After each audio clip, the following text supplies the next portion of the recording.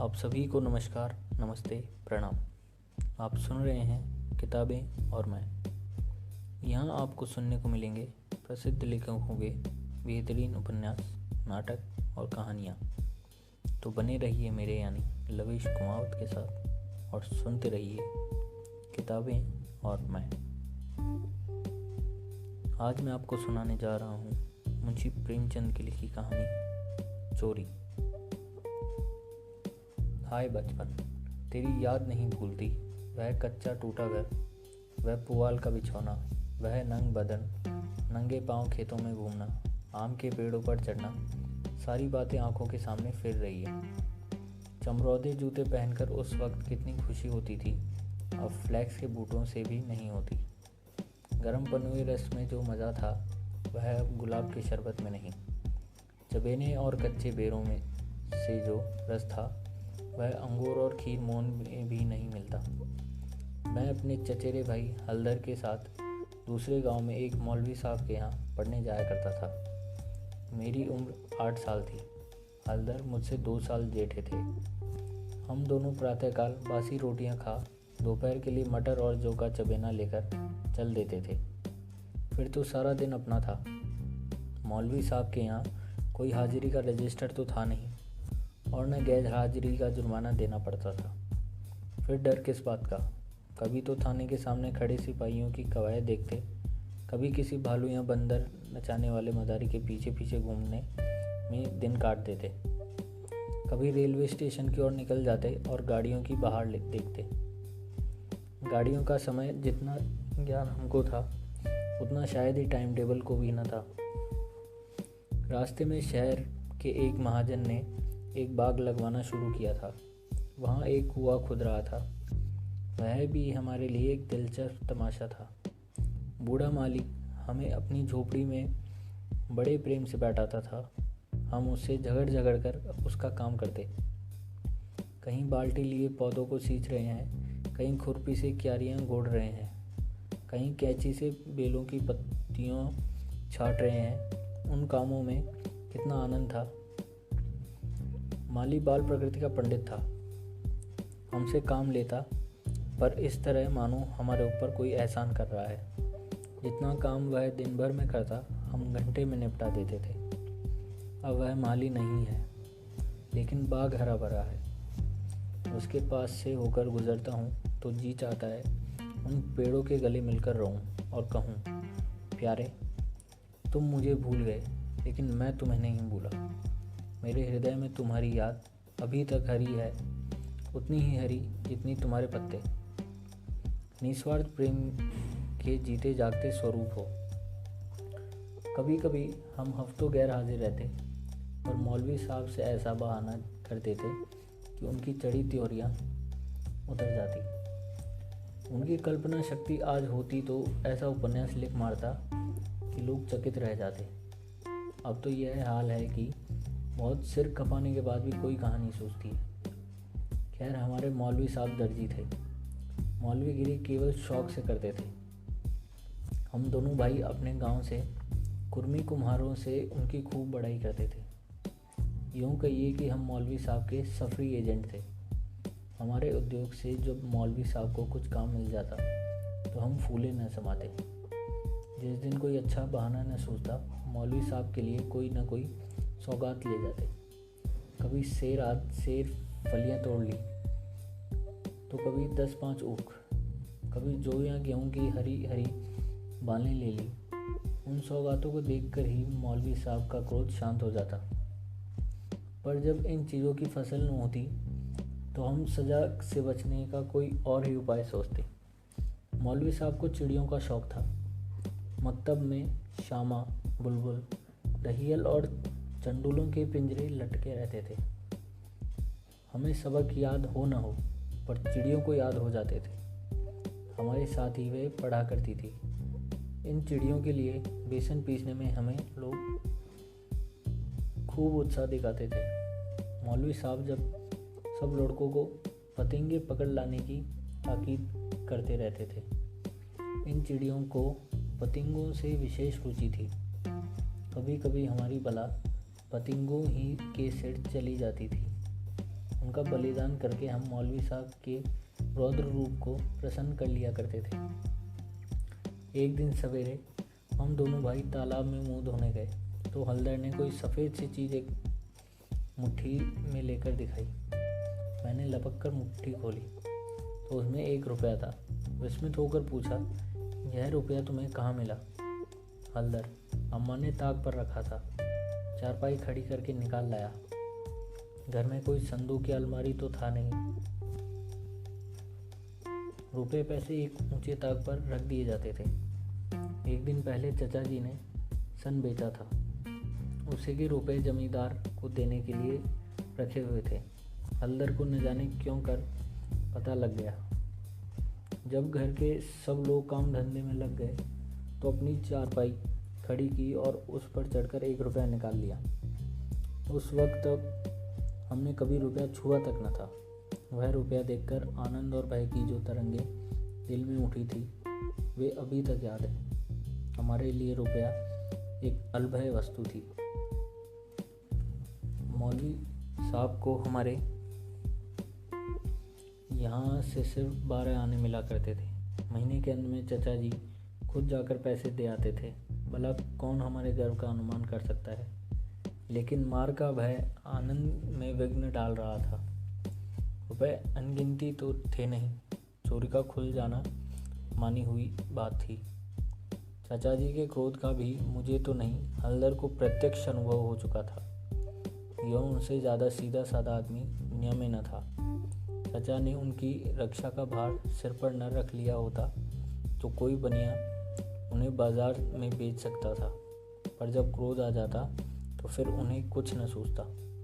और तो और चची भी उनके क्रोध का सामना करते डरती थी। हम दोनों ने कई मिनट तक इन्हीं बातों पर विचार किया और आखिर यही निश्चय हुआ कि आई हुई लक्ष्मी को न जाने देना चाहिए। एक तो हमारे ऊपर संदेह होगा ही नहीं, और अगर हुआ भी तो हम साफ इनकार कर जाएंगे। कहेंगे हम रुपया लेकर क्या करते। थोड़ा विचार करते तो यह निश्चय पलट जाता और वह विभत्स लीला न होती जो आगे चलकर हुई। उस समय हमने शांति से विचार करने की क्षमता ही न थी। मुंह हाथ धोकर हम दोनों घर आए और डरते डरते अंदर कदम रखा। अंदर कहीं इस वक्त तलाशी की नौबत आई तो भगवान ही मालिक है, लेकिन सब लोग अपना अपना काम कर रहे थे। कोई हमसे न बोला। हमने नाश्ता भी नहीं किया, चबेना भी न लिया। किताब बगल में दबाई और मदरसे का रास्ता लिया। बरसात के दिन थे, आकाश पर बादल छाए थे। हम दोनों खुश खुश मकतब चले जा रहे थे। आज काउंसलिंग की मिनिस्ट्री पाकर भी शायद उतना आनंद न होता। हजारों मंसूबे बांधते थे, हजारों हवाई किले बनाते थे। यह अवसर बड़े भाग्य से मिला था। जीवन में फिर शायद ही यह अवसर मिले, इसलिए रुपए को इस तरह खर्च करना चाहते थे कि ज़्यादा से ज़्यादा दिनों तक चल सके। यद्यपि उन दिनों 5 आने सेर बहुत अच्छी मिठाई मिला करती थी और शायद आधा सेर मिठाई में हम दोनों अफर जाते, लेकिन यह ख्याल हुआ कि मिठाई खाएंगे तो रुपया आज ही गायब हो जाएगा। कोई सस्ती चीज़ खानी चाहिए जिसमें मज़ा भी आए, पेट भी भरे और पैसे भी कम खर्च हों। आखिर अमरूदों पर हमारी नज़र गई। हम दोनों राज़ी हो गए। 2 पैसे के अमरूद लिए। सस्ता समय था, बड़े बड़े 12 अमरूद मिले। हम दोनों के कुर्तों के दामन भर गए। जब हलदर ने खटकिन को रुपया दिया तो उसे संदेह से देखकर पूछा, रुपया कहाँ पाया लाला, चुरा तो नहीं लाए? जवाब हमारे पास तैयार था। ज़्यादा नहीं तो 2-3 किताबें पढ़ ही चुके थे। विद्या का कुछ कुछ असर हो चला था। मैंने झट से कहा, मौलवी साहब को फीस देनी है। घर में पैसे न थे तो चचा जी ने रुपया दे दिया। इस जवाब में खटकिन का संदेह दूर कर दिया। हम दोनों ने एक पुलिया पर बैठकर खूब अमरूद खाए, मगर अब 15.5 आने पैसे कहाँ ले जाएं? 1 रुपया छुपा लेना तो इतना मुश्किल काम न था। पैसों का ढेर कहाँ छिपाते? न कमर में इतनी जगह थी, न जेब में इतनी गुंजाइश। उन्हें अपने पास रखना अपनी चोरी का ढिंढोरा पीटना था। बहुत सोचने के बाद यह निश्चय किया कि 12 आने तो मौलवी साहब को दे दिए जाए, शेष 3.5 आने की मिठाई उड़े। यह फैसला करके हम लोग मकतब पहुँचे। आज कई दिनों बाद गए थे। मौलवी साहब ने बिगड़ कर पूछा, इतने दिन कहाँ रहे? मैंने कहा, मौलवी साहब घर में गमी हो गई। यह कहते कहते 12 आने उनके सामने रख दिए। फिर क्या पूछना था? पैसे देखते ही मौलवी साहब की बाहें छिल गई। महीना खत्म होने के अभी कई दिन बाकी थे। साधारणतः महीना चढ़ जाने और बार बार तकाजे करने पर कहीं पैसे मिलते थे। अब की इतनी जल्दी पैसे पाकर उनका खुश होना कोई अस्वाभाविक बात न थी। हमने अन्य लड़कों की ओर सवर्ग नेत्रों से देखा, मानो कह रहे हो, एक तुम हो कि मांगने पर भी पैसे नहीं देते, एक हम हैं कि पेशगी देते हैं। हम अभी सबक पढ़ ही रहे थे कि मालूम हुआ आज तालाब का मेला है, दोपहर में छुट्टी हो जाएगी। मौलवी साहब मेले में बुलबुल उड़ाने जाएंगे। यह खबर सुनते ही खुशी का ठिकाना न रहा। 12 आने तो बैंक में जमा ही कर चुके थे। 3.5 आने में मेला देखने की ठहरी। खूब बाहर रहेगी, मज़े से रेवड़ियाँ खाएंगे, गोलगप्पे उड़ाएंगे, झूले पर चढ़ेंगे और शाम को घर पहुँचेंगे। लेकिन मौलवी साहब ने एक बड़ी शर्त यह लगा दी थी कि सब लड़के छुट्टी के पहले अपना अपना सबक सुना दें, तो जो सबक न सुना सकेगा उसे छुट्टी न मिलेगी। नतीजा यह हुआ कि मुझे तो छुट्टी मिल गई, पर हल्दर कैद कर लिए गए और कई लड़कों ने भी अपना सबक सुना दिए थे। वे सभी मेला देखने पहुंच चल पड़े। मैं भी उनके साथ हो लिया। पैसे मेरे ही पास थे, इसलिए मैंने हल्दर को साथ लेने का इंतज़ार न किया। तय हो गया था कि वह छुट्टी पाते ही मेले में आ जाए और साथ साथ मेला देखें। मैंने वचन दिया था कि जब तक वह न आएंगे एक पैसा भी खर्च न करूँगा। लेकिन क्या मालूम था कि दुर्भाग्य कुछ और ही लीला रच रहा है। मुझे मेला पहुँचे 1 घंटे से ज़्यादा गुजर गया, पर हल्दर का कहीं पता नहीं। क्या अभी तक मौलवी साहब ने छुट्टी न दी या रास्ता भूल गए? आंखें फाड़ फाड़ कर सड़क की ओर देखता था।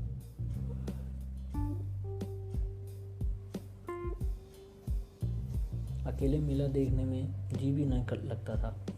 यह संशय भी हो रहा था कि कहीं चोरी खुल गई तो नहीं गई और चाचा जी हल्दर को पकड़कर घर तो नहीं ले गए।